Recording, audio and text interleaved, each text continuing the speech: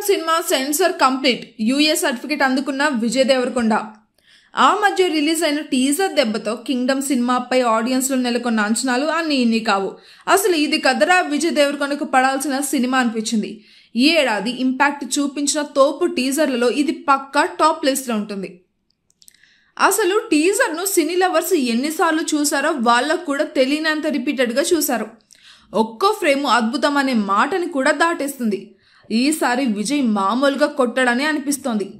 ఈ cinema July 31న release కాబోతుంది. అంటే మరో 5 రోజుల్లో ఈ సినిమా ప్రేక్షకుల ముందుకైతే రాబోతుంది.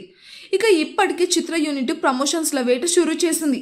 ప్రస్తుతం ఈ సినిమాకున్న హైప్ చూస్తుంటే రిలీజ్ తర్వాత రికార్డులు తిరగరాసేలానే కనిపిస్తుంది. ఇక తాజాగా ఈ సినిమా సెన్సార్ను కంప్లీట్ చేసుకుంది. ఈ సినిమాకు సెన్సార్ నుంచి యూఏ సర్టిఫికేట్ వచ్చింది. ఈ సినిమాకు సంబంధించిన బిజినెస్ ఓ రేంజ్ లో జరుగుతుంది అని ఇన్సైడ్ టాక్. ఇక 2 తెలుగు రాష్ట్రాలలో కలిపి దాదాపు 100 కోట్లకి పైగా ప్రీ బిజినెస్ జరగబోతుంది అని తెలుస్తుంది. ఈ సినిమా కోసం ఏకంగా తన రెమ్యూనరేషన్ సైతం తగ్గించుకున్నాడు విజయ్ దేవరకొండ. సినిమా క్వాలిటీ కోసం పారితోషికం తగ్గించుకొని సినిమా రిలీజ్ అయ్యాక లాభాల్లో చూసుకుందాం అనుకున్నాడు. పడిన చోటే లేవాలన్న సామెతను వంట పట్టుకొని గౌతమ్ తిన్ననూరితో కింగ్డమ్ సినిమాను పట్టాలెక్కించాడు. ఈసారి ఎలాగైనా సరే పాన్ ఇండియా రేంజ్ లో హిట్ కొట్టాలని కసితో ఉన్నాడు. ఇక ఈ దెబ్బతో రికార్డులన్నీ విజయ్ దేవరకొండ పండబెడతాడు అనే కాన్ఫిడెంట్ ఆడియన్స్ కి అయితే వచ్చేసింది. పైగా జెర్సీ తర్వాత గౌతమ్ చేస్తున్న సినిమా కావడంతో ఆడియన్స్ లో మంచి తిరుగులేని అంచనాలు ఉన్నాయనే చెప్పాలి. ఇక గ్యాంగ్స్టర్ బ్యాక్ డ్రాప్ లో ఈ సినిమా కథ అయితే సాగుతుంది.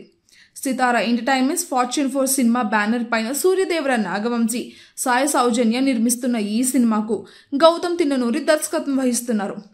అనిరుద్ధ్ రవిచంద్రన్ సంగీతం అందించగా గిరీష్ రంగనాథన్, జోమెన్ టీ జాన్ సినిమాటోగ్రాఫర్లుగా పనిచేస్తున్నారు. కింగ్డమ్ ఒక స్పై యాక్షన్ డ్రామా.